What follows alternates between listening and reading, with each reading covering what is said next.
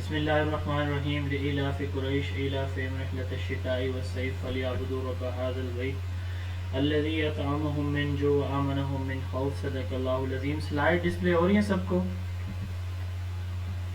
Yes sir. Okay, आवाज़ clear है? जी जी, आवाज भी क्लियर है आपकी। ओके जी, स्टूडेंट्स पोर्टफोलियो हमारा ये टॉपिक है आज का, जहाँ से हमने स्टार्ट लेना है। सेकंड लेक्चर डेमो है और वैसे ये हमारा लेक्चर नंबर आज जो होना है वो 23 होगा। जो एक सीक्वेंस में हम पढ़ रहे हैं, जो हमारे एसएसटी और लेक्चर हेडमास्टर मिस्ट्रेस की तैयारी करने वाले स्टूडेंट हैं, उनका आज लेक्चर नंबर 23 है और डेमो का लेक्चर नंबर 2 है। टीजीटी एसएसटी और इंस्ट्रक्टर या लेक्चर 30 या 40% पेडागोजी पोर्शन के लिए। तो स्टार्ट करते हैं जी स्टूडेंट पोर्टफोलियो से। पोर्टफोलियो कहते हैं वे एरिया ऑफ वर्क प्लेस को, जहाँ पे कोई बंदा काम कर रहा होता है, उसकी डोमेन उसका पोर्टफोलियो कहलाता है। ठीक है, यानी जो जिसके पास जो रिस्पॉन्सिबिलिटी होती है, जो असाइनमेंट या काम जिम्मे होता है, वो भी उसका पोर्टफोलियो कहलाता होता है। तो स्टूडेंट्स का पोर्टफोलियो क्या होता है? स्टूडेंट पोर्टफोलियो या पोर्टफोलियो किसको बोलते हैं एजुकेशन या पेडागोजी के अंदर? एक बच्चे का तमाम तर तालीमी रिकॉर्ड, बहुत बहुत सिंपल सी डेफिनेशन बता रहा हूँ।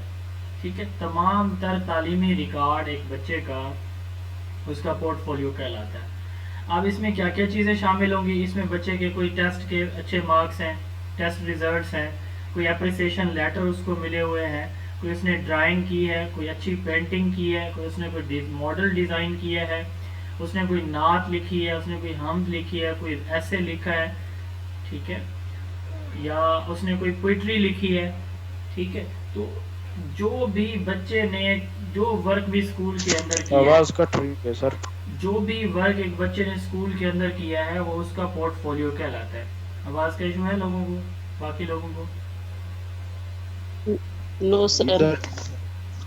तो क्लियर है उसको ना? हम पोर्टफोलियो बोलते हैं। अ नहीं नहीं। Portfolio is a purposeful collection of student work that has been selected and organized. It shows the student learning progress and sample of students best work. ये नीचे आप देख लें, एग्जांपल आपको नजर आ रही है कि collection of student work, student का सारे जो भी वर्क है जिसको प्रॉपर वे में टीचर ने सेलेक्ट किया और ऑर्गेनाइज करके ऐसे रखा हुआ है, इसको पोर्टफोलियो कहते हैं। It shows the student learning progress, इससे बच्चे की प्रोग्रेस पता चल रही है कि ये बच्चा कितना बेहतर लर्न कर रहा है या नहीं कर रहा, तो इससे उसकी डेवलपमेंट का पता हमें चल जाता है। इसको डेवलपमेंटल पोर्टफोलियो भी कहा जाता है।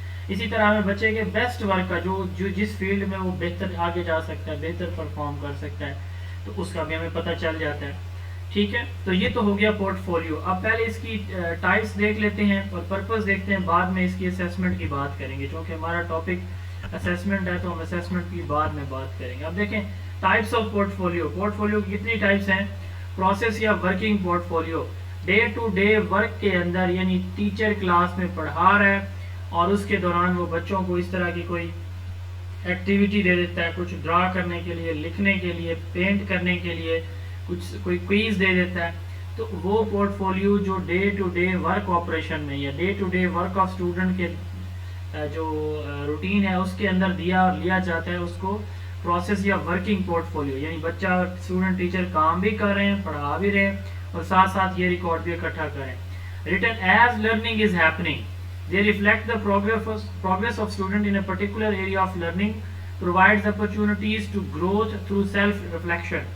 तो यानी कल हमने सेल्फ असेसमेंट की बात की थी, तो ये इसी तरह ही है कि टीचर पढ़ा रहा है, बच्चा उसमें उसको कोई उसके नोट मेकिंग कर रहा है, या टीचर ने कोई क्विज दिया तो वो उसको अटेम्प्ट कर रहा है।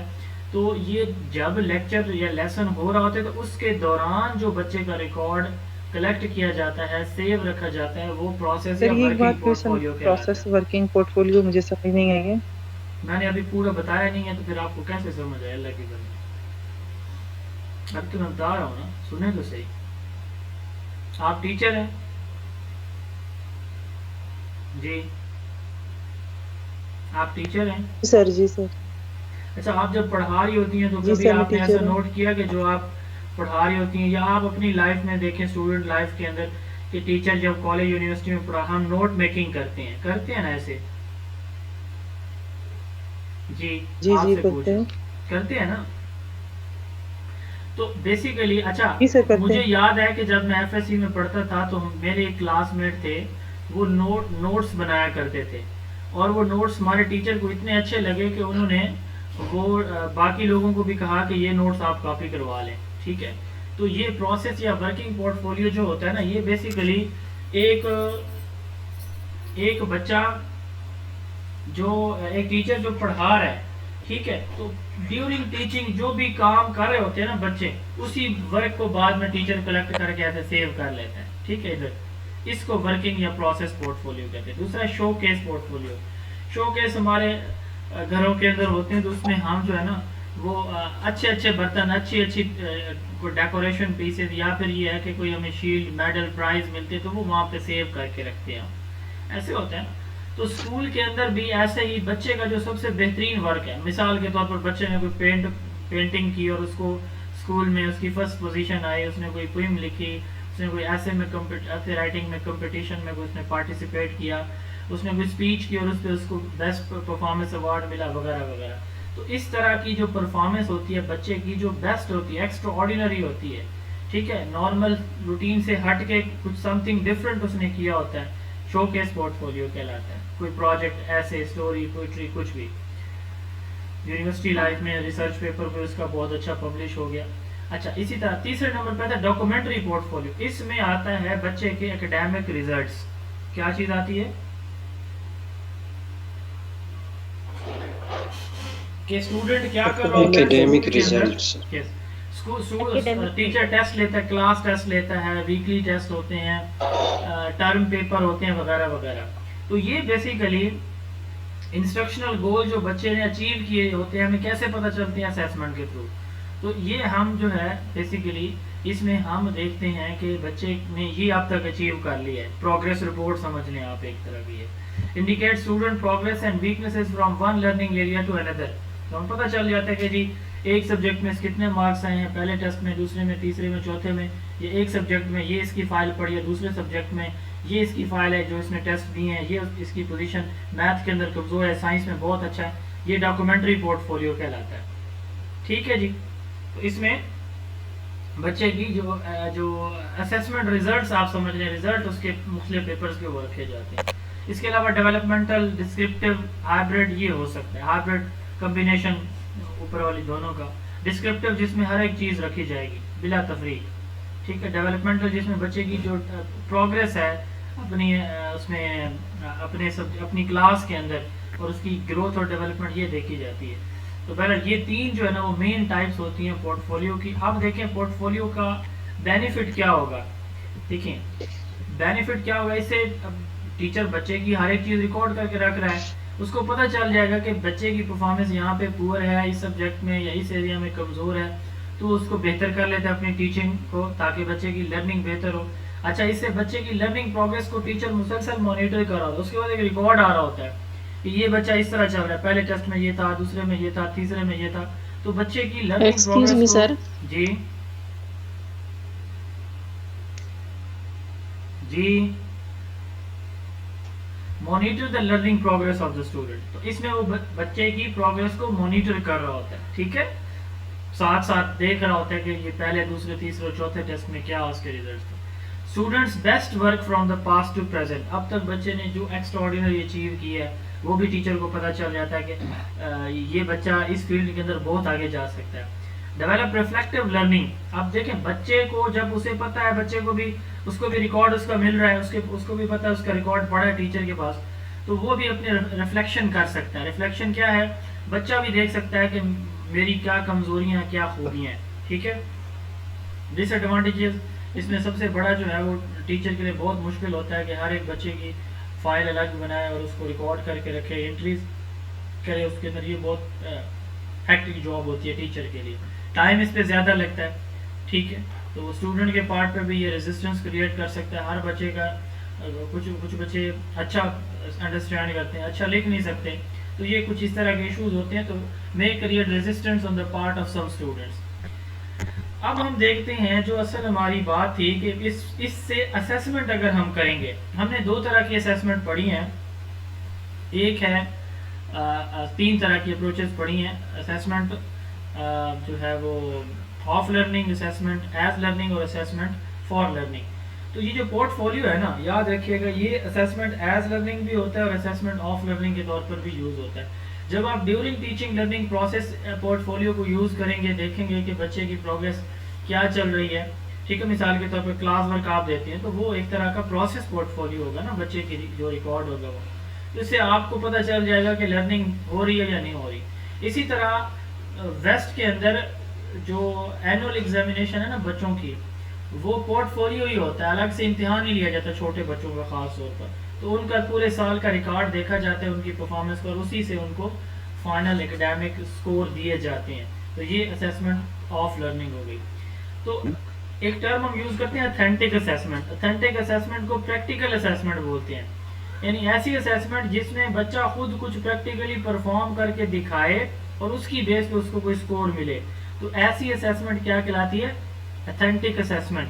तो क्या पोर्टफोलियो असेसमेंट को हम अथेंटिक असेसमेंट कह सकते हैं? जी प्लीज। जी सर कह सकते हैं। क्यों कह सकते हैं जी, क्या वजह है?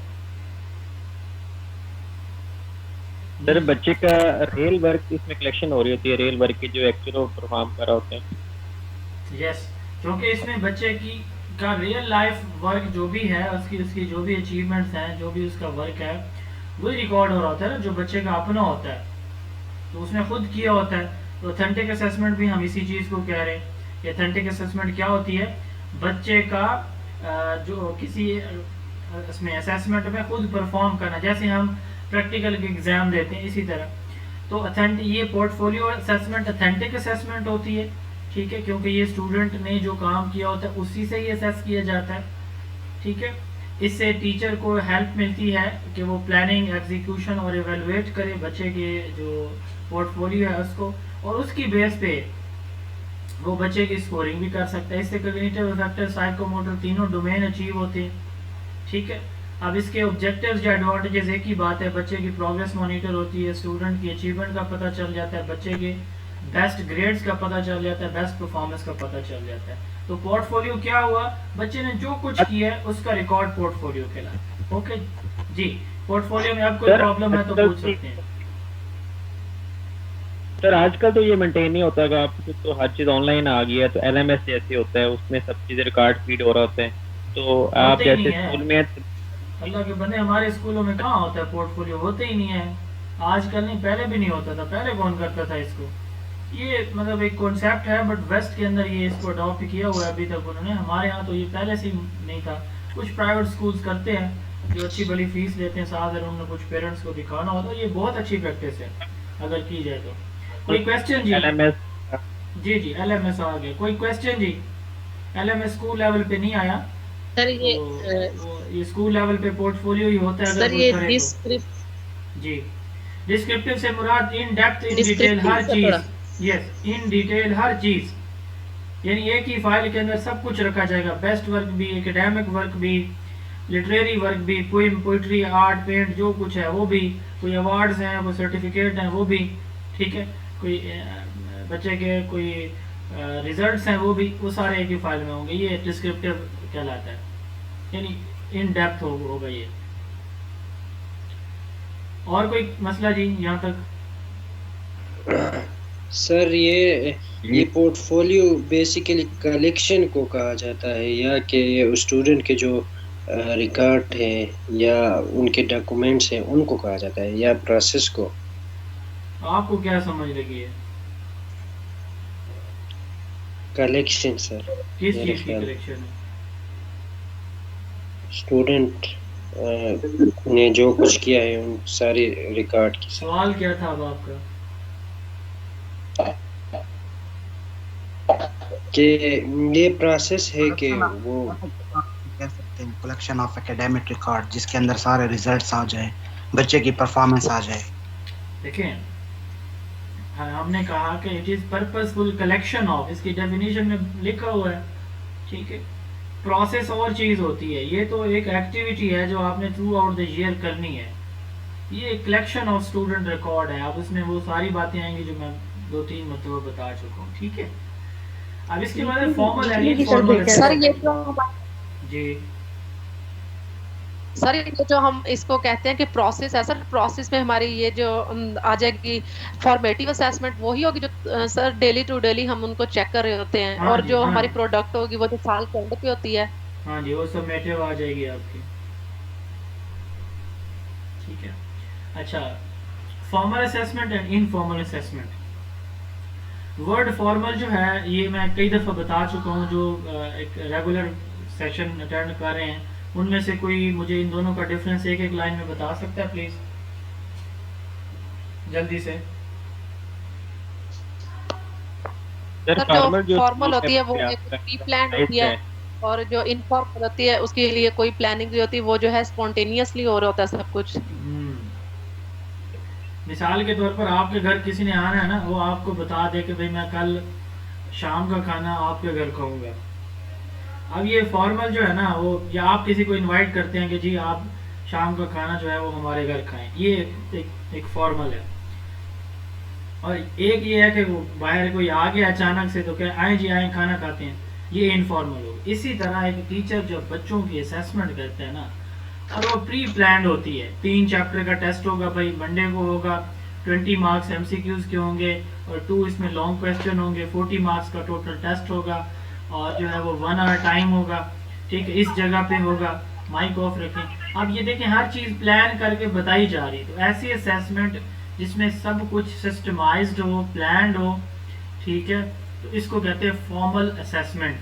और ऐसी जो हैप्पैज़र्ड स्पॉन्टेनियस अचानक से हो, आप हेडमास्टर या एडमिनिस्ट्रेस बन जाते हैं तो आप जो है वो अपने स्कूल की क्लासेस को विजिट करते हैं अचानक से ऐसे ही। तो वो जो अचानक से आप चले जाते हैं और किसी भी क्लास में घुस के उसकी टीचर की ऑब्जर्वेशन करते हैं, ये आपकी इनफॉर्मल असेसमेंट। अगर आप किसी को बता के जाते हैं कि भाई आज मैं 9th ग्रेड में इंग्लिश का पीरियड आप जब पढ़ाएंगे तो मैं आपको ऑब्जर्व करूंगा और मैं ये चीज़ें ऑब्जर्व करूंगा, आपकी टीचिंग मेथडोलॉजीज, SLOs, स्टूडेंट की इंगेजमेंट। अब ये फॉर्मल असेसमेंट है। ठीक है, इसी तरह जो इम्तिहान दिया जाता है, ये वाला इम्तिहान प्रॉपर ये फॉर्मल इम्तिहान होता है, जिसमें बाकायदा स्केड्यूल होता है, बाकायदा सिलेबस डिफाइन होता है, टाइम डिफाइन होता है। ठीक है, सिटिंग प्लेस पर पता होती है। और एक ये कि टीचर आया और आते ही उसने जनाब इधर बच्चों को बुला के कुछ लिखवाना शुरू कर दिया, ये इनफॉर्मल असेसमेंट है। फॉर्मल की आगे टाइप्स है, standardized test, criterion reference, norm reference, ये आज हम पढ़ेंगे। और इनफॉर्मल की checklist, observation, portfolio, rating scale and anecdotal record, ये भी हम इसी चैप्टर में आगे जाके पढ़ेंगे। माइक ऑफ रखें, किसी का ऑन है।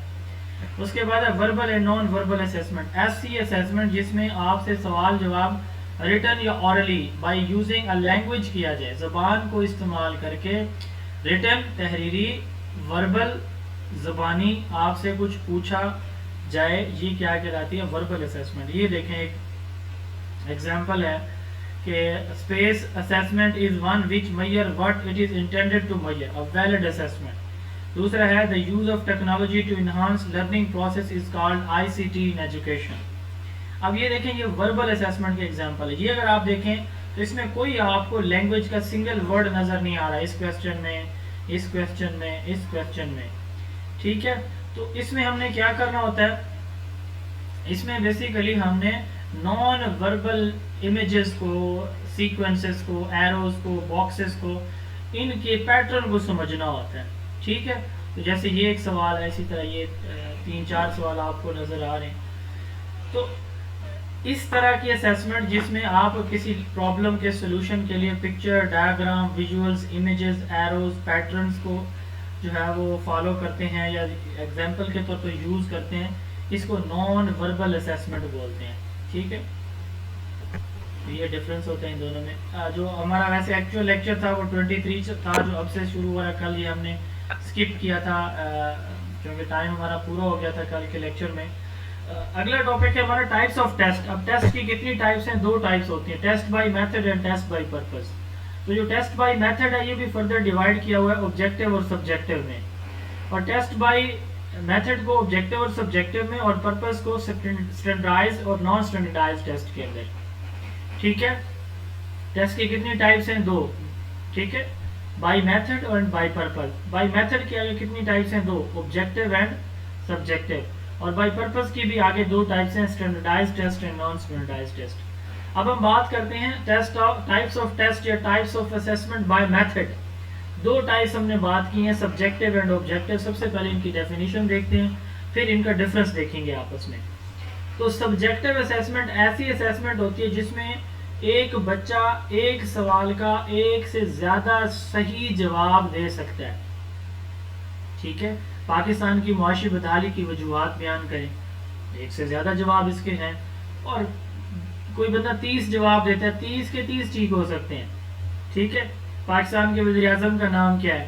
एक ही जवाब ठीक होगा, एक ही, मियां मोहम्मद शहबाज शरीफ। इसके अलावा कोई जवाब एक्सेप्टेबल नहीं है।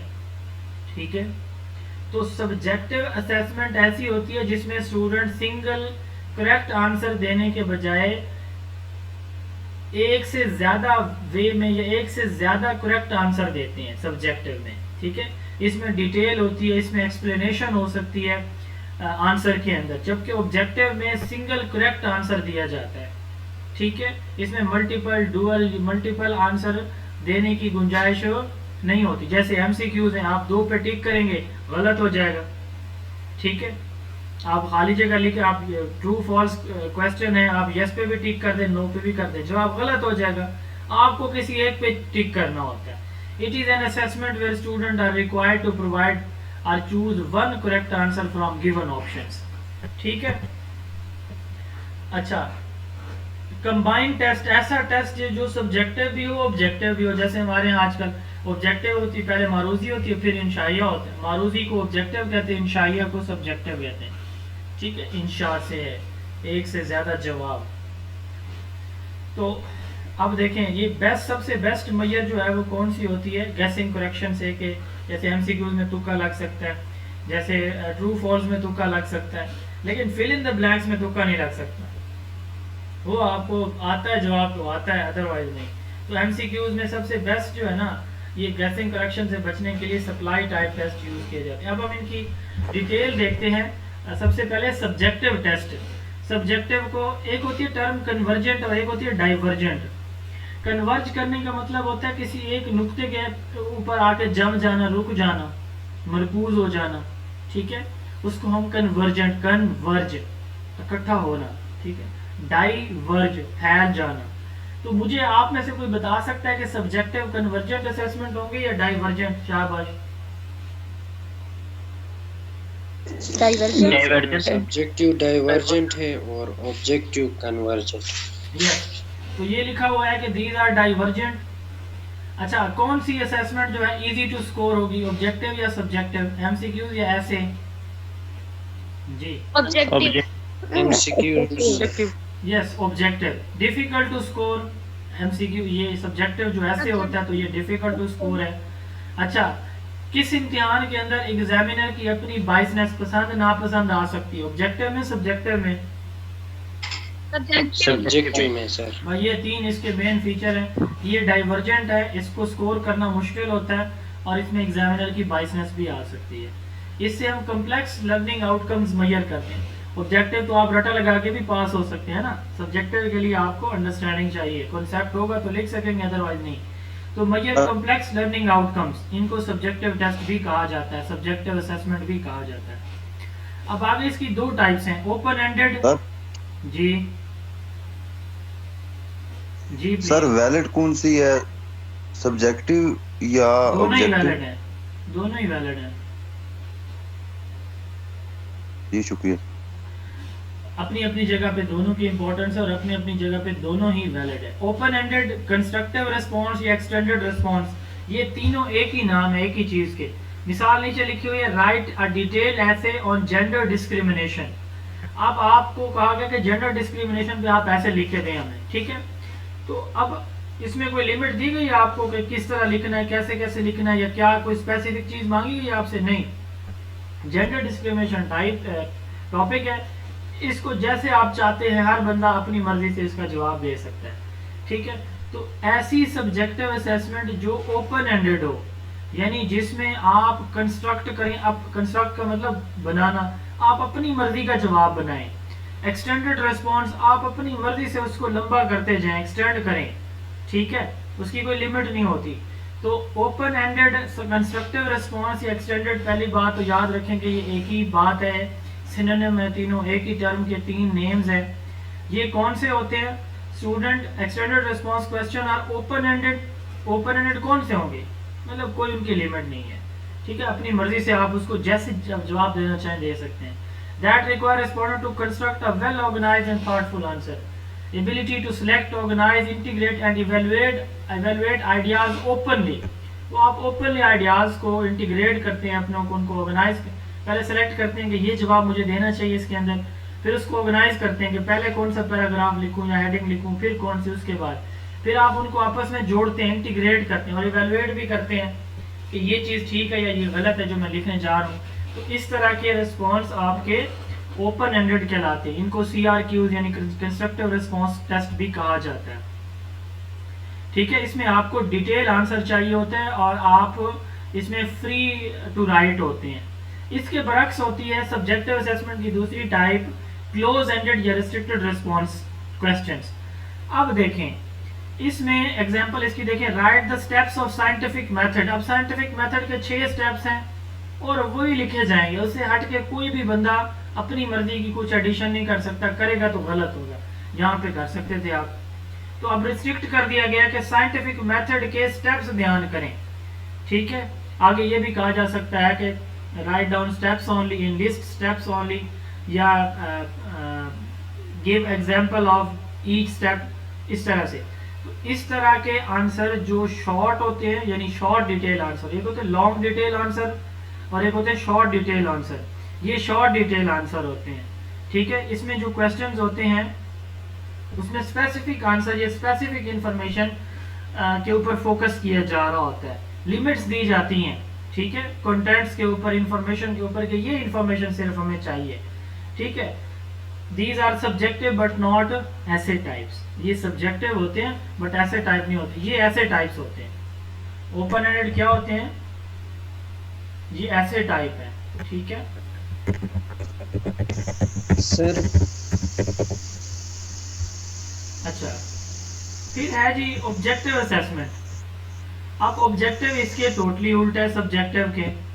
देखिए ऑब्जेक्टिव जो है ये कन्वर्जेंट है, इसमें अभी हमने बात की है, इजी टू स्कोर होते हैं, ठीक है, इसमें बाइसनेस नहीं होती, जिसने MCQ ठीक किया उसको नंबर मिलेंगे, MCQ इसमें सबसे कॉमन है, और ये कॉम्प्लेक्स लर्निंग आउटकम्स को मैयर नहीं कर सकते। अब इनकी आगे 2 टाइप्स हैं, जैसे सब्जेक्टिव की 2 टाइप्स हमने बयान की है ना ऊपर, ये open ended and close ended. इसी तरह ऑब्जेक्टिव की भी 2 टाइप्स हैं, supply type and selection type. Supply type जो क्वेश्चन होते हैं ना, इसमें स्टूडेंट को मुकम्मल जवाब सप्लाई करना होता है, लिखना होता है खुद, जैसा कि इसमें एग्जांपल हैं, fill in the blanks and FAQs, short answer question and fill in the blanks, ठीक। अब क्या मतलब कि ऑब्जेक्टिव की 2 टाइप्स हैं, सिलेक्शन, सप्लाई और सिलेक्शन। तो सप्लाई की भी 2 टाइप्स हो गई आगे, fill in the blanks and short answer, ठीक है। तो FAQs या शॉर्ट आंसर क्वेश्चन या फिल इन द ब्लैंक्स में आपको जवाब खुद सप्लाई या प्रोवाइड करना होता है, चूज नहीं करना होता, ठीक है। कुछ लोग समझते हैं कि जी शॉर्ट क्वेश्चन जो है वो ऐसे हैं, ओपन एंडेड होते हैं, नो, सब्जेक्टिव होते हैं, no. Short answer questions FAQs are objective test और ऑब्जेक्टिव क्वेश्चंस, ठीक है। तो जो फिल इन द ब्लैंक्स में जो खाली जगह स्पेस होती है उसको क्लोज बोला जाता है। अच्छा, ऑब्जेक्टिव की दूसरी टाइप है सिलेक्शन टाइप। अब इसमें आपने चूज करना नहीं होता है, आपने लिखना नहीं होता, MCQs हैं उनमें से आपने चूज करना है, कोई एक ट्रू फॉल्स है, यस नो चूज करना है, right wrong correct incorrect like dislike जो भी है।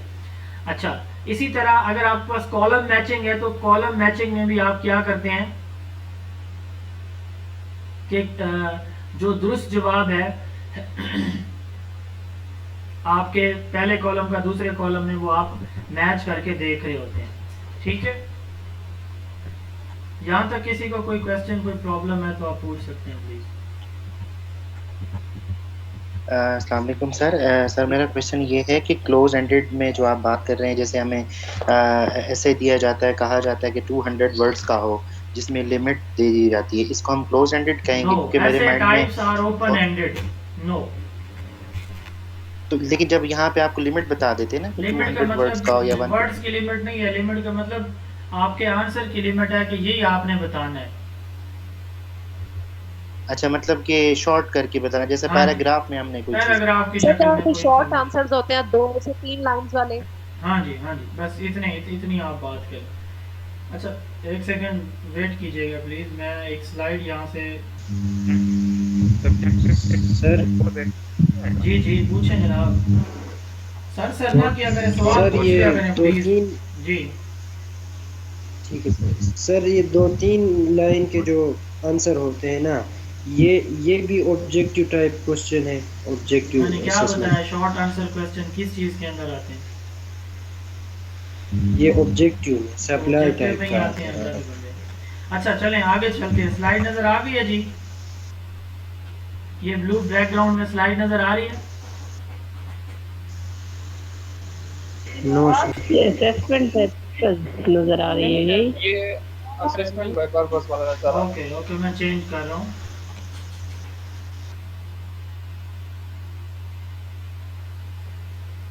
अच्छा, कोई मुझे बताएगा कि टाइप्स ऑफ टेस्ट कितनी क्लासेस में हमने डिवाइड किया हुआ है?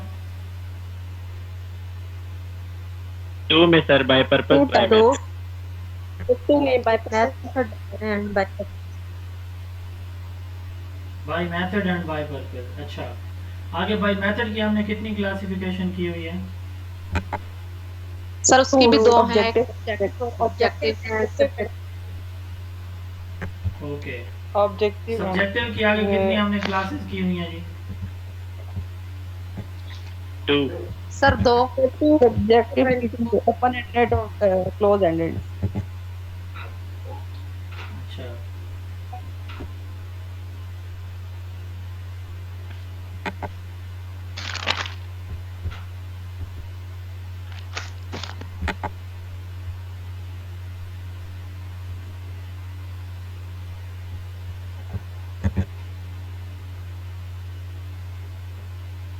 जी अब स्लाइड का बताइएगा अगर डिस्प्ले हुआ आपको प्लीज।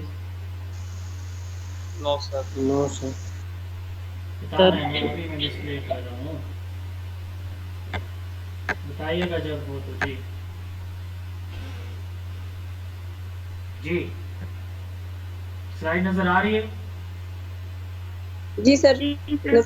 Yes sir. जी अब एमसीक्यू अच्छा ओके, ऑब्जेक्टिव असेसमेंट वाली जी नजर आ रही है। जी ठीक है, यही दिखानी थी। अच्छा, माइक ऑफ रखें प्लीज।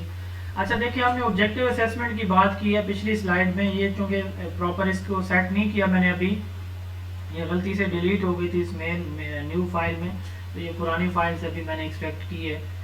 तो अब देखें, जो ऑब्जेक्टिव है ना, इनको हमने कहा कि ऑब्जेक्टिव की एक तो टाइप है ना जी, शॉर्ट आंसर क्वेश्चन, और एक है सिलेक्शन टाइप। ठीक है, इसमें एमसीक्यूज हैं, ट्रू फॉल है, कॉलम मैचिंग है। तो ये जो यस नो वाले क्वेश्चंस होते हैं ना, इनको हम पोलर क्वेश्चन बोलते हैं, और वो क्वेश्चन जो कंफर्मेशन के लिए पूछे जाते हैं उनको हम टैग क्वेश्चन बोलते हैं। अब एमसीक्यूज एक ऑब्जेक्टिव असेसमेंट है, ठीक है, जिसमें स्टूडेंट को 4 या 5 गिवन ऑप्शन में से एक ऑप्शन बेस्ट ऑप्शन चूज करना होता है। एमसीक्यूज की स्टेटमेंट को, क्वेश्चन की स्टेटमेंट जो होती है उसको स्टेम बोला जाता है। एमसीक्यूज की स्टेटमेंट को हम क्या बोलते हैं? स्टेम बोलते हैं। ठीक है, एमसीक्यूज की स्टेटमेंट को स्टेम हम बोलते हैं। जैसे ये मैं आपको डिस्प्ले कर रहा हूँ एक स्लाइड, तो इसमें अगर आप देखें तो ये स्टेम है। An blank assessment is one which measure what it is intended to measure. अब ये जो सारी लाइन है ना, इसको स्टेम कहा जाता है। अब नीचे ये 4 ऑप्शंस कहलाते हैं, ये चारों क्या कहलाते हैं? Options, A B C D, ये ऑप्शंस कहलाएंगे। और जो करेक्ट ऑप्शन होता है उसको आंसर कहा जाता है। अब वैलिड इसमें करेक्ट आंसर है, इसको हम ऑप्शन कहेंगे। और ये जो बाकी 3 है ना, इनको इनकरेक्ट आंसर, इनको डिस्ट्रक्टर कहा जाता है। ठीक है, ये स्टेम कहलाती है, ये दुरुस्त जवाब आंसर कहलाता है, करेक्ट रिस्पॉन्स। और जो इनकरेक्ट ऑप्शंस होते हैं इनको डिस्ट्रक्टर कहा जाता है। इन चारों को कलेक्टिवली हम क्या बोलते हैं? ऑप्शंस बोलते हैं। ठीक है, तो ये एमसीक्यू से रिलेटेड है कि options list of suggested answer हैं, आंसर करेक्ट ऑप्शन होता है, डिस्ट्रक्टर इनकरेक्ट होते हैं। अब कौन सा डिस्ट्रक्टर जो है वो अच्छा होता है? ऐसा डिस्ट्रक्टर जो कमजोर बच्चों को अपनी तरफ ज्यादा अट्रैक्ट करे, यानी कमजोर बच्चों को उन चारों में से एक ऑप्शन अपनी तरफ अट्रैक्ट कर रहा हो कि मैं दुरुस्त जवाब हूँ, तो वो हम समझते हैं असेसमेंट के अंदर कि वो गुड डिस्ट्रक्टर है। अगर कोई डिस्ट्रक्टर सारे बच्चों को एक जैसा या अच्छे बच्चों को भी अट्रैक्ट कर रहा हो तो हम ये कहते हैं कि वो गुड डिस्ट्रक्टर नहीं होता। ठीक है, अब इसके एडवांटेजेस क्या हैं? ये एक तो ऑब्जेक्टिव है, इसको इजीली स्कोर हम कर सकते हैं, ये सिंपल एसएलओ को मेजर करता है एमसीक्यू टेस्ट, ये टाइम सेविंग होता है, स्पेस सेविंग है। डिसएडवांटेजेस, ये कम्प्लेक्स लर्निंग आउटकम्स मेजर नहीं करता और पूरे टेस्ट पूरे सिलेबस में से एमसीक्यू टेस्ट बनाना, एक बैलेंस टेस्ट बनाना भी मुश्किल काम होता है। इसी तरह column matching, fill in the blanks, simple चीजें हमने बताया, उसकी जो खाली जगह होती है उसको क्लोज बोलते हैं। ट्रू फॉल्स में मैंने आपको बताया कि उनको right wrong incorrect correct answer या फिर जो है वो पोलर क्वेश्चन कहा जाता है। एमसीक्यूज जो है इसमें 2 या 3 कॉलम दिए जाते हैं, उनको आपस में मैच करना होता है। तो पहला कॉलम जिसके अंदर सवाल मौजूद होता है उसको प्रेमिस कहा जाता है। ठीक है, आगे इसकी डिफरेंट टाइप्स होती हैं, 2 या 3 कॉलम्स वाले होते हैं कॉलम मैचिंग क्वेश्चंस। तो परफेक्ट मैचिंग क्या है? बाज़ औक़ात ये होता है कि कॉलम 1 के अंदर जो सवाल है ना उसका एक ही जवाब आगे कॉलम बी में होता है, और बाज़ औक़ात ये है कि वो जो बी कॉलम है उसमें दिया गया ऑप्शन जो कॉलम ए है उसमें 2-3 सवालों का वो एक जवाब भी हो रहा होता है, तो हम 2-3 लाइनों को एक ही ऑप्शन के साथ मिला रहे होते हैं बाज़ औक़ात। तो परफेक्ट मैचिंग ये है कि कॉलम ए का सवाल जो है ना ए, उसका आगे सिर्फ एक ही जवाब है, ठीक है, और वो उसी एक का ही जवाब होगा, इसके अलावा किसी और क्वेश्चन का नहीं होगा। ऐसी मैचिंग को परफेक्ट मैचिंग कहते हैं। और इम्परफेक्ट कौन सी होगी? जिसमें कॉलम बी के आप एक ऑप्शन कॉलम ए के एक से ज्यादा सवालात का आंसर हो सकता है। सीक्वेंस मैचिंग, इसमें हम अरेंजमेंट कहते हैं कि जी कॉलम ए में जो अरेंजमेंट की गई है चीज़ों की, उसी अरेंजमेंट में आप कॉलम बी में चीज़ों को तरतीब दे दें जो उनके आंसर है। मल्टीपल मैचिंग, इसमें 3 या 4 कॉलम होते हैं तो उनको आपस में मिलाया जाता है, जैसे पाकिस्तान 14 अगस्त 1947, कायदे आज़म। अब ये 3 कॉलम थे तो ये पहले कॉलम में पाकिस्तान लिखा हुआ है, तीसरे चौथे नंबर पे कहीं 14 अगस्त 1947 लिखा हुआ है, और आगे दूसरे कॉलम के अंदर ये था, तीसरे कॉलम के अंदर आगे किसी छठे 7वें नंबर पे कायदे आज़म लिखा हुआ। तो अब इन सारी चीज़ों को आपस में क्या किया जाएगा? तीनों को जोड़ा जाएगा। इसको क्या बोलते हैं? Multiple matching. एडवांटेजेस ऑब्जेक्ट, यही वाले एडवांटेजेस हैं इसके भी, ठीक है। और ये कम्प्लेक्स लर्निंग आउटकम्स को मेजर नहीं करता। एक बैलेंस टेस्ट बनाना कॉलम मैचिंग का बड़ा मुश्किल काम होता है। सबसे वाइडली यूज जो ऑब्जेक्टिव टेस्ट है वो एमसीक्यूज हैं, ठीक है। ईजीएस्ट टू स्कोर, यानी जिसमें आप सबसे ज़्यादा नंबर ले सकते हैं इन सारे ऑब्जेक्टिव में, वो आपका दुरुस्त गलत होता है, क्योंकि उसमें आपके पास 50% चांस होते हैं जवाब ठीक होने के, अगर आप उसमें तुक्का भी लगा रहे होते हैं तो। अच्छा, अब उसके बाद जो असेसमेंट बाय पर्पस है ना, ये हमने बात की थी। असेसमेंट बाय मेथड हमने खत्म कर लिया। अब यहाँ से शुरू करें assessment by purpose, standardize and non standardize से। अब स्टैंडर्डाइज टेस्ट क्या होता है? अब ये 2 तरह के टेस्ट होते हैं। एक टेस्ट है कि एक्सपर्ट बनाता है, और एक ये है कि क्लास में टीचर बैठ के चेयर पे बना रहा होता है, ठीक है, अपनी मर्जी के मुताबिक। तो वो टेस्ट एक्सेप्टेबल होगा जो टीचर बना रहा है या वो जिसको एक्सपर्ट बना रहे हैं? जी शाबाश। जिसको एक्सपर्ट बनाता है वो स्टैंडर्डाइज्ड टेस्ट होता है। एक्सपर्ट जब बनाएंगे तो वो सारे के सारे कंटेंट को फोकस करेंगे कि ये टेस्ट वैलिड होना चाहिए, रिलायबल होना चाहिए, बैलेंस होना चाहिए। क्या मतलब है वैलिड रिलायबल को? तो हम इंशाल्लाह बाद में देखेंगे, फिलहाल इन दोनों की डेफिनेशन देख लें।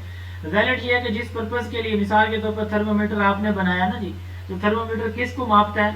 टेम्परेचर को। तो जिस पर्पस के लिए कोई चीज़ आपने कोई टेस्ट या डिवाइस बनाया तो उस चीज़ को मैयर तो करे ना।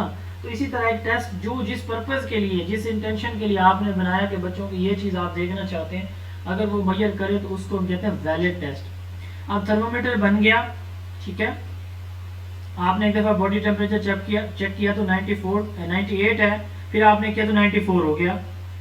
अच्छा, दोबारा चेक किया तो 97 हो गया। अब विद इन मिनट आपका बॉडी टेम्परेचर इतना फ्लक्चुएट नहीं करता, तो इसका मतलब ये है कि आपका थर्मोमीटर मेजरमेंट ठीक नहीं दे रहा।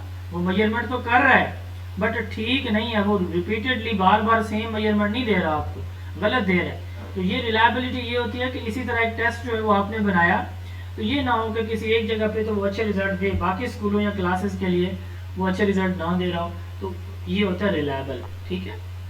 अच्छा, बैलेंस, जिसमें आपने सारे चैप्टर्स में से इक्वली जो है ना वो सवालात लेने, उनकी कोई 10 पेजेस का चैप्टर है तो उसमें से आप ज़्यादा सवाल लेंगे, कोई 3 पेजेस का है तो उसमें से कम लेंगे। ये नहीं होगा कि दोनों से 10-10 नंबर के आप सवाल ले रहे हैं। तो ये थोड़ा सा होता है बैलेंस, वैलिड, रिलायबल। आप इन दोनों का डिफरेंस देखते हैं। टेस्ट डेवलप्ड बाय एक्सपर्ट और specialist that is experimentally evaluated. Non standardize क्या होता है? टीचर मेड टेस्ट इसको कहा जाता है, ये टीचर बनाता है। दीज आर इनफ्लेक्सिबल, बोर्ड का पेपर आपका इनफ्लेक्सिबल होता है। कभी ऐसा हुआ कि बोर्ड के पेपर में सवाल आया हुआ और वो चेंज हो गया? नहीं होता। टीचर जो टेस्ट बनाता है ना, चाहे यूनिवर्सिटी का भी बना रहा है, तो वो चेंज कर रहा होता है सवाल। तो दीज आर फ्लेक्सिबल, ठीक है, और इनको एक्सपेरिमेंटली इवेलुएट भी नहीं किया गया होता। टेस्ट ये जो स्टैंडर्डाइज होते हैं ये बैलेंस, वैलिड, रिलायबल होता है। ये लेस वैलिड, लेस रिलायबल होता है, जो कि ये टीचर मेड होता है। इसका पर्पस या स्कोप ज़्यादा होता है। बोर्ड का पेपर पूरे डिवीजन के अंदर लिया जा रहा है, टीचर का पेपर क्लास में लिया जा रहा है। इस पर्पस इज लिमिटेड। ये ज़्यादा एक्यूरेट होता है, ये लेस एक्यूरेट होता है। इसमें कंटेंट स्टैंडर्डाइज्ड हैं, सारे कंटेंट से को मद्देनजर रख के पेपर बनाया गया है। इसमें ऐसा नहीं है, ठीक है। इसमें सारे करिकुलम को देखा जाता है, इसमें नहीं देखा जाता। इसकी कोई स्पेसिफिक नॉर्म्स नहीं होती, टीचर अपनी मर्जी से बना लेता है। तो इस टेस्ट को, नॉर्म्स को, टेस्ट बनाने के जो रूल्स हैं उनको देख के जो है वो ये टेस्ट डिज़ाइन किया जाता है। तो इसमें हर आइटम की, हर सवाल का एनालिसिस किया जाता है कि ये ठीक बना है कि नहीं बना। इसमें नहीं होता। तो आगे ये जो स्टैंडर्डाइज टेस्ट हैं, इसकी आगे कुछ टाइप्स हैं: achievement, diagnostic, aptitude, intelligence, college admission test, psychological test, norm reference test and criterion reference test. फिलहाल हम पढ़ने जा रहे हैं, इनमें से कुछ हमने पढ़े हैं, कुछ आगे पढ़ेंगे। NRT and CRT. अच्छा, आप देखें ये दोनों टर्म्स जो है वो रॉबर्ट ग्लेजर ने इंट्रोड्यूस करवाई थी। मैं एक मिसाल देता हूँ, समझने के लिए आसान हो जाएगा इस टॉपिक को समझना। एक बच्चा स्कूल से, आवाज का इशू मुझे हो रहा है, बाकियों को हो रहा है। आवाज आ रही है मेरी? जी सर, आवाज आपकी बिल्कुल ठीक आ रही है। जी ठीक आ रही है। नेटवर्क का इशू होगा किसी का, बाकी तो ओवरऑल हमें तो सही आ रही है। ओके। रॉबर्ट ग्लेजर ने ये टर्म इंट्रोड्यूस करवाई। अब मैं एग्जांपल दे रहा था, इसको समझिएगा थोड़ा सा। एक बच्चा है, वो पेपर दे के घर आता है, रिजल्ट, फाइनल रिजल्ट लेके। उसकी अम्मा जी उससे कहती हैं कि हाँ जी बेटा कितने नंबर हैं? वो कहते हैं कि अम्मी मेरे जो है ना वो 1000 में से 950 नंबर है। अम्मी बड़ी खुश होती है। अच्छा, आज मैं जो आप कहेंगे मैं आपको मैं खिलाऊंगी, जो आप कहेंगे मैं लेके दूंगी। इतनी देर में अब्बू जी आ जाते हैं। वो कहते हैं हाँ जी बेटा कितने नंबर हैं? कहते हैं जी अब्बू जी 950 आउट ऑफ 1000। हाँ माशाल्लाह अच्छे हैं, लेकिन क्लास में क्या पोजीशन थी? कहते हैं अब्बू जी क्लास में तो मैं सेकंड आया हूँ, फर्स्ट नहीं आ सका।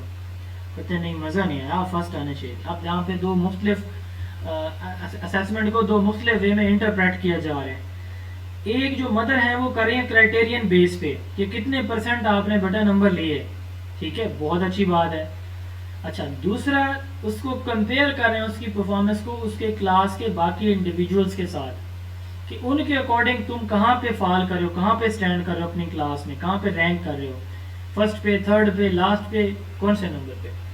तो ऐसी असेसमेंट जिसमें हम बच्चे की परफॉर्मेंस को दूसरे बच्चों की परफॉर्मेंस के साथ कंपेयर करें। वो सेम एज और सेम क्लास होती है, ये नहीं होती छठी के बच्चे को आप 8वीं के बच्चे के साथ कंपेयर करें, नो, सेम यानी क्लासमेट के साथ। तो ऐसी परफॉर्मेंस को, ऐसे टेस्ट को नॉर्म रेफरेंस टेस्ट कहा जाता है।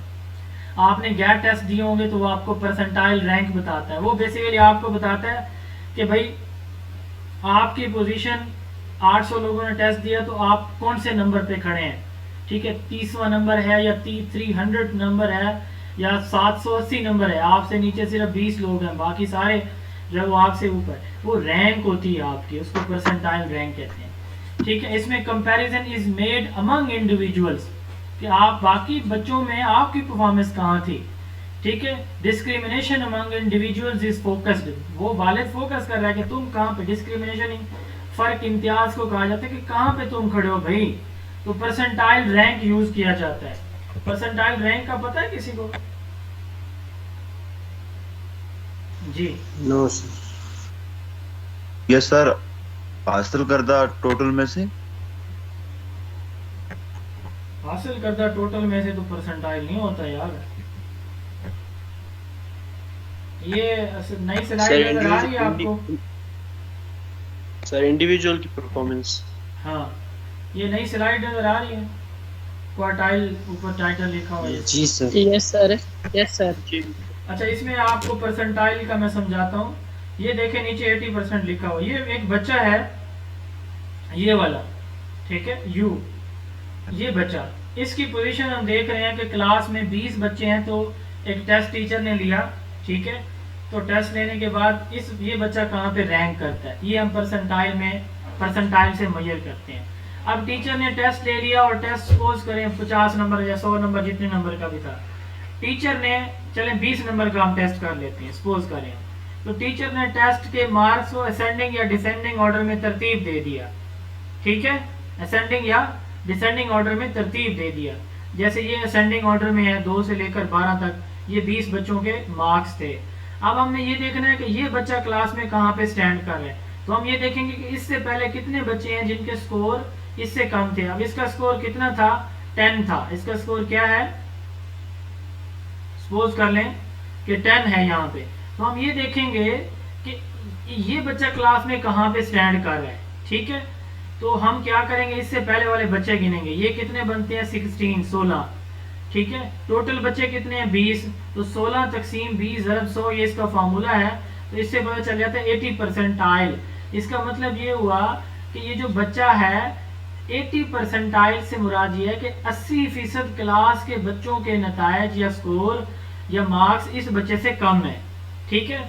जैसे हमने बात की, तो अब्बू ने पूछा कि बेटा क्लास में कौन सी पोजीशन है, वो बता रहा है बाबा मैं सेकंड आया हूँ, ठीक है। तो इसी तरह परसेंटाइल हमें ये बताता है कि एक स्पेसिफिक इंडिविजुअल से नीचे और कितने बच्चे मौजूद हैं या इससे ऊपर कितने हैं, तो परसेंटाइल रैंक ये होता है। इससे हमें डिसीजन मेकिंग में पता चल जाता है, जो अच्छे बच्चे होते हैं उनके लिए क्या डिसीजन मेकिंग करनी है, जो बॉटम पे खड़े हैं उनके लिए क्या करना है, तो वैलिडिटी और रिलायबिलिटी का पता चल जाता है इससे, ठीक है। बच्चों को रैंक करना हमारे लिए आसान हो जाता है। इसके बरक्स है क्राइटेरियन रेफरेंस टेस्ट। अब वो अम्मी ने पूछा और उसने कहा कि मेरे 950 आउट ऑफ 1000 है, तो it measures child performance against a set of criteria, learning task और सेट ऑफ ऑब्जेक्टिव और स्टैंडर्ड। यानी अब क्राइटेरिया क्या था, आपकी जो फर्स्ट डिवीजन आनी चाहिए या आपके 80% से ज़्यादा नंबर होंगे तो A+ ग्रेड होगा, ठीक है। अब इसमें ये है कि इसमें ओवरऑल देखा जाता है कि इस बच्चे की परफॉर्मेंस परसेंटेज के अंदर कितनी है, ठीक है, या इस टास्क को कितना बेहतर उसने किया। हमने किसी के साथ उसको कंपेयर नहीं करना, हमने ये नहीं देखना कि बाकी किसकी क्या परफॉर्म, हमने ये देखना है कि उस बच्चे की, वो बच्चा कहाँ पे स्टैंड कर रहा है, उसको वो चीज़ आती है कि नहीं आती, उसने अच्छे मार्क्स लिए हैं कि नहीं लिए, किसी और के साथ उसका कंपैरिजन नहीं होता। It measures a child performance against set of standard और क्राइटेरिया। अब इसमें हम पूरे ग्रुप के साथ कि जी क्लास में कितने बच्चे पास हुए, कितने फेल हुए, ये तो हम कर सकते हैं, बट इंडिविजुअल के साथ हम नहीं करते। Emphasize performance of individual on specific behavioural instructional objective, किसी स्पेसिफिक टास्क के ऊपर कि ये इसने सीखा, यानी जैसे नीचे लिखा हुआ है, student are able to describe the Newton second law.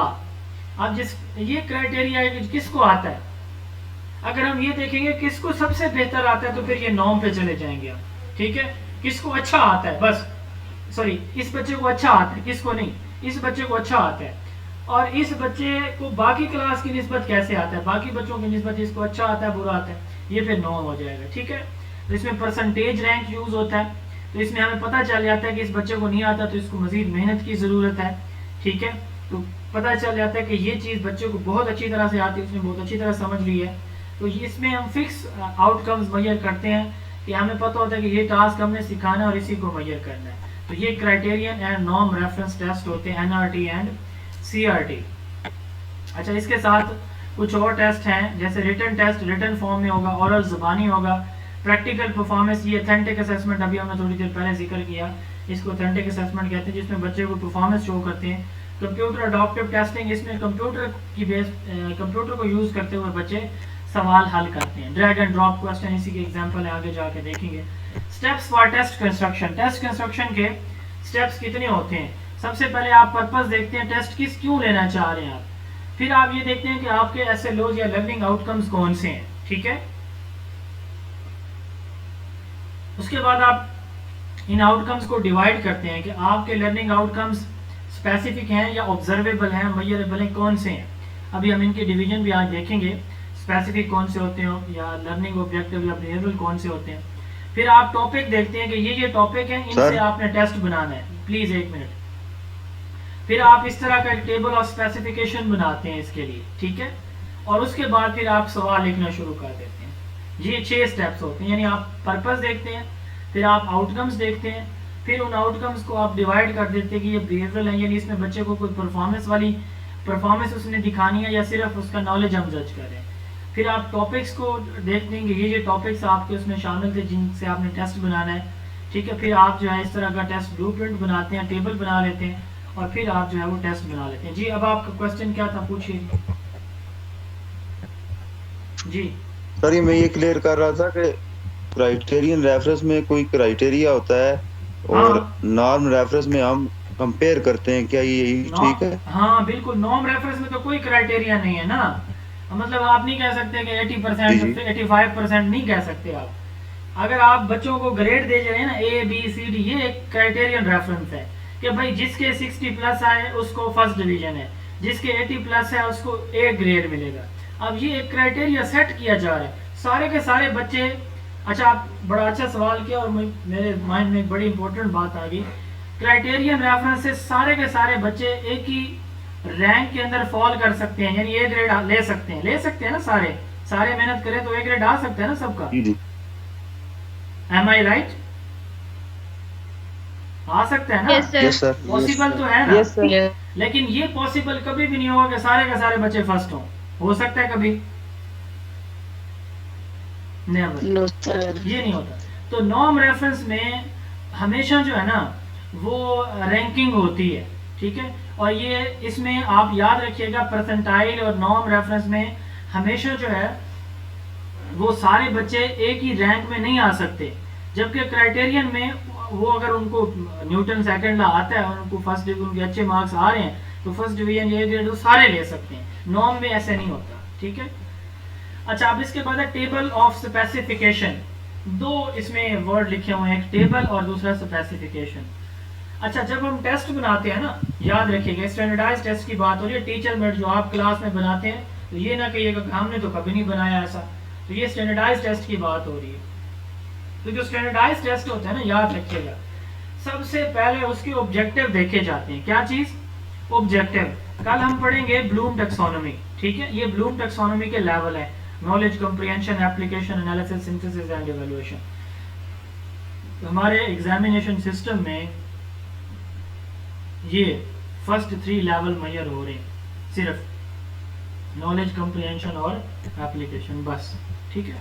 अब हम जब टेस्ट बनाते हैं ना तो इन्हीं ऑब्जेक्टिव्स को अपने माइंड में रखते हैं, नॉलेज को, comprehension, application, analysis, synthesis and evaluation, ये हमारे ऑब्जेक्टिव्स होते हैं।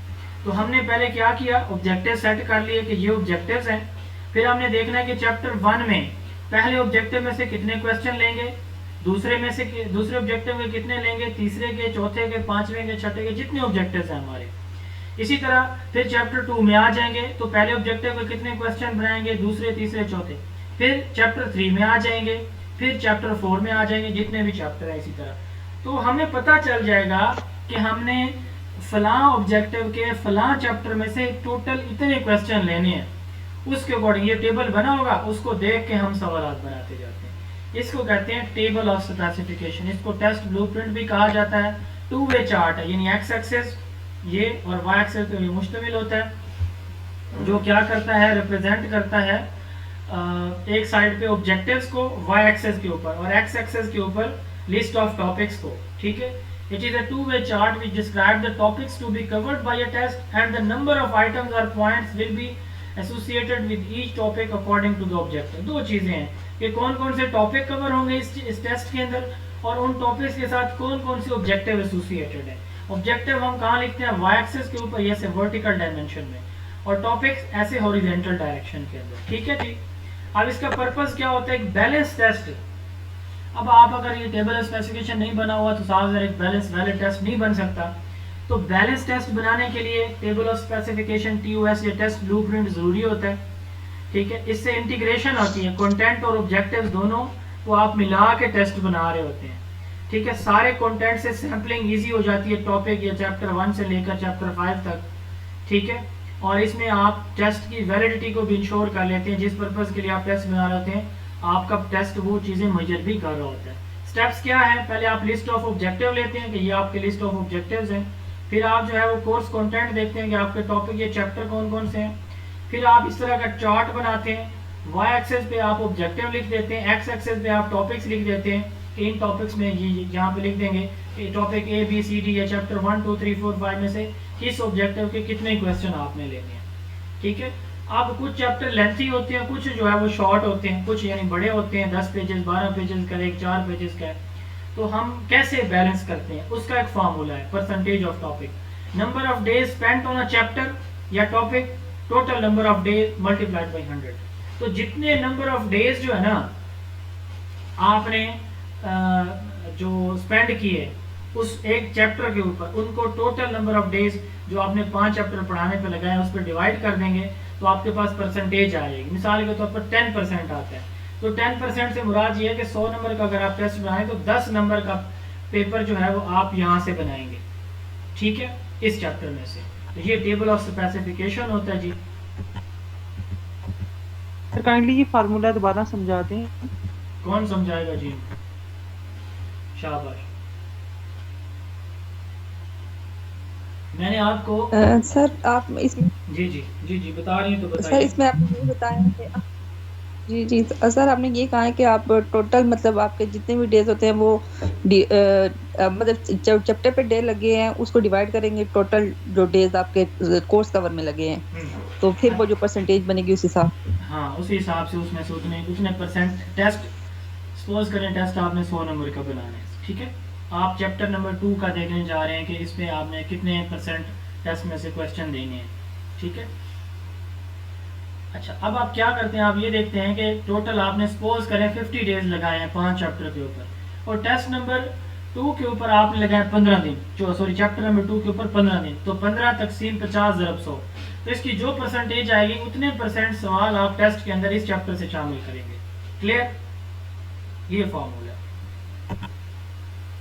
Yes sir clear. अच्छा, अब इसके बाद है objectives of education. AIIMS, goals और ऑब्जेक्टिव को पहले डिफरेंशिएट करते हैं। एम्स कहते हैं नेशनल लेवल के एक्सपेक्टेशंस को, ये ब्रॉडर होते हैं, लॉन्ग टर्म होते हैं, पूरे मुल्क के अंदर कोई चीज़ इम्प्लीमेंट, एजुकेशनल कोई पॉलिसी है या कोई एजुकेशनल कोई न्यू ट्रेंड्स हैं उनको इम्प्लीमेंट किया जाना है, तो ये एम्स कहलाते हैं। Aims are national level expectation, broader long term होते हैं ये, ठीक है। जैसे imparting computer education in the country, 1998 की पॉलिसी में था कि कंप्यूटर एजुकेशन को कॉमन किया जाए हमारे एजुकेशन सिस्टम में पहली मरतबा, तो अब ये एक एम था, ठीक है। तो जो पूरे मुल्क के लिए एजुकेशनल एक्सपेक्टेशंस होती हैं, आउटकम्स होती हैं, उनको हम क्या बोलते हैं, उनको एम्स कहा जाता है। फिर आते हैं सब्जेक्ट लेवल या इंस्टीट्यूट लेवल के, तो हर इदारा या हर सब्जेक्ट के कुछ अपने क्या होते हैं, आउटकम्स होती हैं, एक्सपेक्टेशंस होती हैं। तो एक सब्जेक्ट के, एक इदारे के या किसी एक एजुकेशनल स्टेज के, जैसे प्राइमरी है, एलिमेंट्री है, सेकेंडरी है, तो इनके जो एक्सपेक्टेशंस होती हैं इन तीनों के, उनको गोल्स कहा जाता है। उनको क्या कहा जाता है? Goals. Goals are educational stages, institutional are subject level expectations, ठीक है। तो जैसे objectives of primary stage of education, तो प्राइमरी स्टेज या ईसी एजुकेशन के ऑब्जेक्टिव्स क्या हैं, तो ये जो है वो क्या कराएंगे, गोल्स। अच्छा, तीसरे नंबर पे आते हैं एसएलओज या ऑब्जेक्टिव, स्टूडेंट लर्निंग आउटकम्स या ऑब्जेक्टिव्स। तो एसएलओज या student learning outcomes classroom level की एक्सपेक्टेशंस होती हैं। क्लास में टीचर जो पढ़ा रहा होता है उसके ऑब्जेक्टिव्स, उसकी आउटकम्स क्या कहलाती हैं, ऑब्जेक्टिव्स या एसएलओज कहलाते हैं। अब ऑब्जेक्टिव्स या एसएलओज को हमने फर्दर डिवाइड किया हुआ है मुख्तलिफ कैटेगरीज के अंदर, एजुकेशनल या इंस्ट्रक्शनल ऑब्जेक्टिव्स। एजुकेशनल या इंस्ट्रक्शनल ऑब्जेक्टिव्स क्या, कौन से होते हैं? जैसे हमने पिछले चैप्टर में भी, करिकुलम में भी बात की थी कि किसी यूनिट को, यूनिट ऑफ इंस्ट्रक्शन को जो हम कंप्लीट कराने के लिए एक चैप्टर के, एक यूनिट या सेक्शन के जो ऑब्जेक्टिव्स होते हैं उनको एजुकेशनल या इंस्ट्रक्शनल ऑब्जेक्टिव्स कहा जाता है, ठीक है।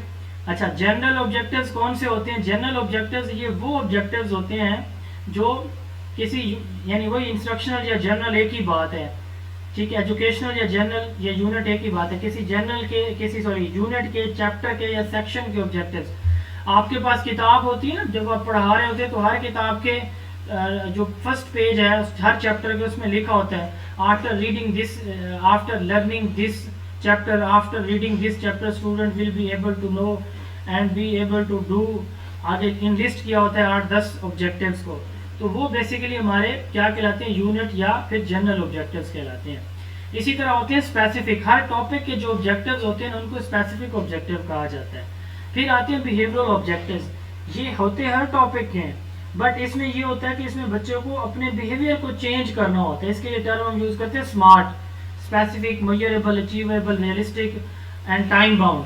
ठीक है, तो यानी जैसे मिसाल के तौर पर आपके जनरल ऑब्जेक्टिव्स क्या थे कि बच्चे जो है ना वो जो अरकान इस्लाम है उनके बारे में जान सकें। ये एक सेक्शन था जिसमें नमाज, रोज़ा, हज, ज़कात थे मिसाल के तौर पर, ये जनरल ऑब्जेक्टिव्स थे।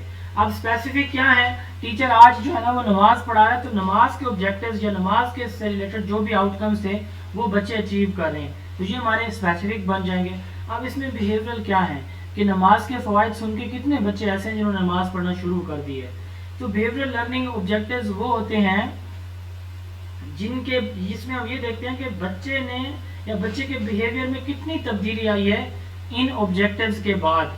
ठीक है, तो इसके लिए स्पेसिफिक, ये स्पेसिफिक होते इसमें हैं। प्रैक्टिकली का भी हो सकता है प्रैक्टिकल, ना? यस प्रैक्टिकल, यस यानी प्रैक्टिकल वर्क। हाँ जी, हाँ जी, प्रैक्टिकल जो होते हैं नेचर के, जिसमें आपका बिहेवियर या परफॉर्मेंस चेंज होती है, तो ये स्पेसिफिक होते हैं, मेजरेबल होते हैं, अचीवेबल होते हैं, रियलिस्टिक रियल लाइफ के होते हैं और टाइम बाउंड होते हैं। ब्लूम और सोलो टैक्सोनॉमी यूज की जाती है एजुकेशनल ऑब्जेक्टिव्स को मेजर करने के लिए, बट हम करते हैं सिर्फ ब्लूम टैक्सोनॉमी। हम कौन सी करते हैं, ब्लूम टैक्सोनॉमी।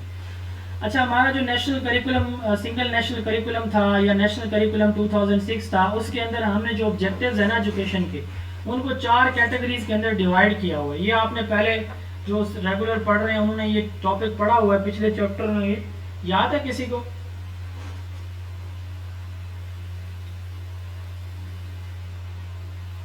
अच्छा, मैं बता देता हूँ, पहले एग्जाम्पल समझिएगा। स्ट्रैंड या कॉम्पिटेंसी, फिर स्टैंडर्ड, फिर बेंचमार्क और एसएलओज। स्ट्रैंड कहते हैं किसी मजमून के अंदर कोई कौन कौन से टॉपिक शामिल किए जाएंगे या एरियाज शामिल किए जाएंगे। इस्लामियात है तो उसके अंदर नमाज शामिल की जाएगी। ठीक है, अच्छा, इसी तरह रोज़े के बारे में चैप्टर शामिल किए जाएंगे, हज के बारे में, ज़कात के बारे में, सीरत नबी सल्लल्लाहु अलैहि वसल्लम के बारे में, जिहाद के बारे में। अब स्टैंड या कॉम्पिटेंसी ये कहा जाता है कि किस सब्जेक्ट में कौन कौन से टॉपिक या एरियाज शामिल होंगे। ठीक है, ये स्टैंड या कॉम्पिटेंसी कहलाता है। अब इसके बाद आता है स्टैंडर्ड।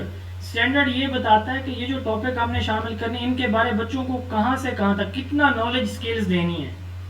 ठीक है, यानी हमने सीरत नबी सल्लल्लाहु अलैहि वसल्लम शामिल करनी है तो कहाँ से शुरू करनी है, कहाँ तक ख़त्म करनी है, कितनी सीरत नबी सल्लल्लाहु अलैहि वसल्लम बच्चों तक हमने उनको पढ़ानी है या उन तक पहुँचानी है। ठीक है, अब ये स्टैंडर्ड आ गया। पहले हमने कहा सीरत नबी शामिल करनी। दूसरे नंबर पे स्टैंडर्ड कि बच्चों को इसके बाद what student should know and be able to do, बच्चों को कितनी सीरत नबी के बारे में इंफॉर्मेशन देंगे कि वो उसको अमली तौर पर अपनी ज़िंदगी में भी डाल लें।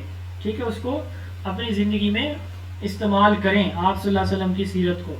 अच्छा, अब तीसरे नंबर पर आता है बेंच मार्क। बेंच मार्क में हम ये देखते हैं कि ठीक है, हमने ये डिसाइड भी कर लिया कि सीरत नबी सल्लल्लाहु अलैहि वसल्लम जो है वो यहाँ से यहाँ तक, आप सल्लल्लाहु अलैहि वसल्लम की पैदाइश से लेकर आप सल्लल्लाहु अलैहि वसल्लम की वफ़ात तक, रेलत तक, सारी आपके सल्लल्लाहु अलैहि वसल्लम की लाइफ इवेंट जो इम्पोर्टेंट है वो सारे बच्चों तक पहुँचाने।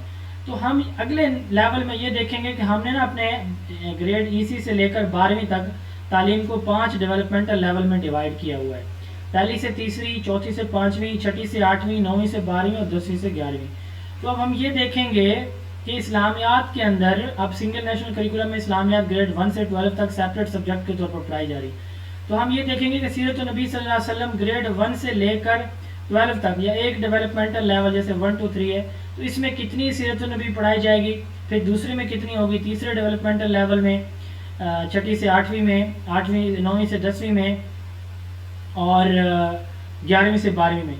तो किस developmental 1 to 3, 4 to 5, 6 to 8, 9 to 10, 11 12 किस डेवलपमेंटल लेवल में कितना सीरत नबी को शामिल किया जाएगा, जी हमारा क्या कहलाता है, बेंचमार्क। ठीक है, अच्छा, उसके बाद आखिर पे सर आता है, एक मिनट, उसके बाद आता है, वेट प्लीज, इसके बाद आता है एसएलओ। एसएलओ अब ये कहेगा कि हर रोज उस्ताद जो पढ़ाएगा ना, तो इसके बारे में बच्चों के जो ऑब्जेक्टिव्स होते हैं, यानी जो उसने पढ़ाना है, तो बच्चों को बच्चे कितना कुछ उसमें से गेन करेंगे, क्या एक्सपेक्टेशंस हैं बच्चों से उस एक टॉपिक के ऊपर, तो ये हमारा क्या कहलाता है, एसएलओ। जी आप पूछें सवाल। सर वो मैं पूछ रही थी कि 5 डेवलपमेंट बताया है ना। हाँ जी, थैंक यू। सर ये मैं ये कहना चाहता था कि जैसे हमारी ब्लूम टेक्सोनॉमी है, नीचे नॉलेज आता है, तो सबसे पहले यहाँ पे एसएल होना चाहिए, एसएलओ के बाद बेंचमार्क, स्टैंडर्ड और कॉम्पिटेंसी, कि सबसे पहले हमने स्टूडेंट लर्निंग ऑब्जेक्टिव बनाया, उसको हम मेजर कर रहे हैं किसी बेंचमार्क पे, और फिर उसका कुछ स्टैंडर्ड को, और ऐसे एंड नहीं पे होता, मेरी बात सुने, हम अपनी मर्जी से चीजें नहीं बनाते होते। पहले आपका करिकुलम बनता है कि पहले आपका लेसन प्लान बनता है? जी सर वैसे देखा जाए तो सबसे पहले हम स्टूडेंट लर्निंग आउटकम्स, यार उसको छोड़े, मैं करिकुलम की बात कर रहा हूँ ना, मैं पूछ रहा हूँ पहले करिकुलम बनता है, पहले लेसन प्लान बनाएंगे आप? करिकुलम नहीं, उनसे पूछने थे ना, उनको करिकुलम। जी मोहतरम बताइए। करिकुलम करिकुलम बनता है ना, आप लेसन प्लान किसको देख के बनाते हैं? करिकुलम को, अपनी टेक्स्ट बुक्स को। करिकुलम। हाँ, तो अब करिकुलम बनाने के लिए टॉपिक्स तो चाहिए ना, कि कौन से टॉपिक आपके इस्लामियात के अंदर शामिल होने हैं, तो वो जो टॉपिक शामिल करने हैं स्टैंडर्ड कहलाते हैं। उन टॉपिक्स में कितना नॉलेज देना है, स्टैंडर्ड कहलाते हैं। किस डेवलपमेंटल लेवल में देना है, बेंचमार्क कहलाते हैं। अब आ जाता है आपका एसएलओ, तो वो आपने पढ़ाना है, ठीक है। तो वो जो एक क्लास के ऐसे जो ऑब्जेक्टिव्स होते हैं उनको एसएलओ कहा जाता है, तो वो आपने डिलीवर करने होते हैं कि बच्चों को जो हमने वो ऊपर स्टैंड के अंदर, कॉम्पिटेंसी के अंदर, स्टैंडर्ड बेंचमार्क में जो चीज़ें बताई हैं, तो वो आपने अब थोड़ी थोड़ी करके हर टॉपिक में उनको डिलीवर करनी है। तो आप इस तरतीब से देखें, ये ऊपर लिखा हुआ भी है नेशनल एजुकेशनल करिकुलम, ये उसके ऑब्जेक्टिव है। और मैंने शायद आपने सुना नहीं होगा, तो मैंने बताया कि करिकुलम बनाने के लिए एसएनसी और जो हमारा जो अभी तक 2006 भी कहीं चल रहा है, तो ये करिकुलम बनाने के लिए ये इस तरह से ये चीज़ें डिज़ाइन की गई थी, ठीक है। आप लगी है समझ आपको? फिर पहले भी चली गई है? अच्छा चलें, अच्छा हुआ है। एडवर्ड डी बोनो ने कहा कि एम्स, गोल्स और ऑब्जेक्टिव्स, यहाँ से उसने कहा कि एम, गोल्स और ऑब्जेक्टिव्स ये 3 चीज़ें होती हैं, ठीक है, जो स्टूडेंट को मोटिवेट करते हैं, ये चीज़ें कि हमने कुछ करना है, हमने आगे बढ़ना है। यानी एम्स, गोल्स और ऑब्जेक्टिव्स बच्चों की प्रोग्रेस, उनका एनालिसिस, उनके वर्क, उनकी मोटिवेशन के पीछे ये मौजूद होते हैं। लास्ट स्लाइड है जी, steps for selection of appropriate objectives. कौन कौन से स्टेप्स होते हैं सिलेक्शन ऑब्जेक्टिव्स की सिलेक्शन के लिए? लिन, मिलर एंड ग्राउंडर ने कहा कि 4 स्टेप्स होते हैं, ठीक है। कंप्लीटनेस, यानी आपका जो ऑब्जेक्टिव हो वो हर हवाले से कंप्लीट हो, सारे एरियाज उसके अंदर शामिल हो। अच्छा, अप्रोप्रिएटनेस, वो स्कूल या क्लास या बच्चों की एज, इन चीज़ों से अप्रोप्रिएट हो, मुनासिब हो। साउंडनेस, ठीक है, वो हमारे जो लर्निंग थीरीज हैं या लर्निंग प्रिंसिपल के लर्निंग कैसे होती है उनके अकॉर्डिंग हो। एंड लास्ट वन, फिजिबिलिटी, आप इसको अचीव भी कर सकें, रियलिस्टिक भी हो, फिजिबल भी हो। इंशाल्लाह कल हम ब्लूम टैक्सोनॉमी पढ़ेंगे। आज के लेक्चर में कोई भी सवाल है तो पूछ सकते हैं आप।